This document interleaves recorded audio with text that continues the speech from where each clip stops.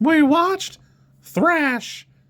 When a Category 5 hurricane decimates a coastal town, the storm surge brings devastation, chaos, and something far more frightening: hungry sharks.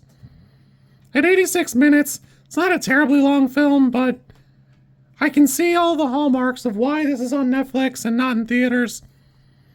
I love a disaster movie, but there's definitely a hard limit to what I'm willing to tolerate, and this is definitely like a Moonfall out of 10 situation. To set up a little bit of a preamble, when Steven Spielberg made Jaws, it's based on a book by Peter Benchley. Both of them have been very vocal since that time that they regret the effect it's had on the ecosystem and sharks. I don't know if Spielberg ever made like another shark movie. I know Benchley made like he was a big writer, and while he did a lot of conservation efforts, he did still write books like with sharks in them and stuff, though a lot of it was like sci-fi later on, but I digress. I've always been a big advocate for creating a shark movie or a zombie movie, sometimes a disaster movie, on a little bit of a curve. Just based on what it is, you gotta be a little more lenient, I guess. And, I don't know.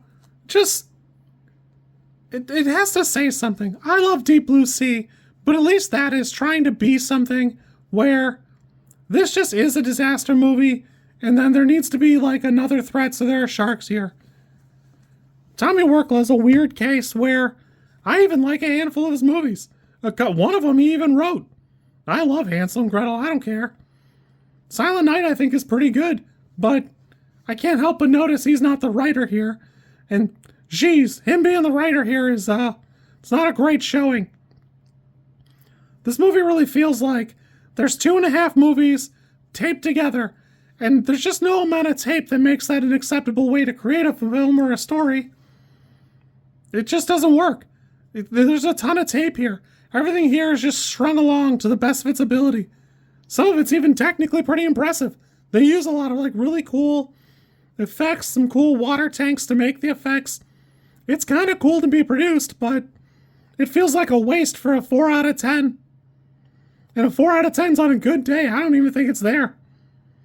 I want to like it, but the characters are basically unlikable and boring on unbelievable.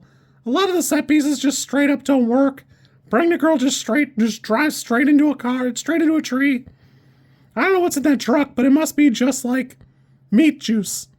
And I don't know why. I don't know why you'd be shipping it someplace. But the whole movie's like this. There's a hurricane going on, let's put something on the roof. Yeah, I know you're pregnant, but just chill here. I'll be back in the morning. Yeah, don't worry about it. I don't know. I like both genres here, and the mashup just doesn't work. I like Djimon Hounsou. I don't know what possessed him to get into this movie or stay here or be here. It seems like a choice. This is like a C movie for me. I don't know. With B+ production value. It's got all the reasons to have been pretty decent or pretty good, but it's written pretty poorly. I don't know. I don't think the effects are that great. A lot of it looks good because it's wet. Jurassic Park taught us that we can make things wet and get away with it, but it's just shark slop. At the end of the day, it's just shark slop, and not in a good way. I don't know. There's like 10 versions of this movie, whether you take out the disaster part or you take out the sharks, and all of them are better. I don't know. I wanted to like it, but I just couldn't find. This is like a 3 for me. Could be less. Might be a 2. I wanted to like it, but I don't know. You kids be good. I'll catch you soon on a better movie. Can't be that much worse than this was.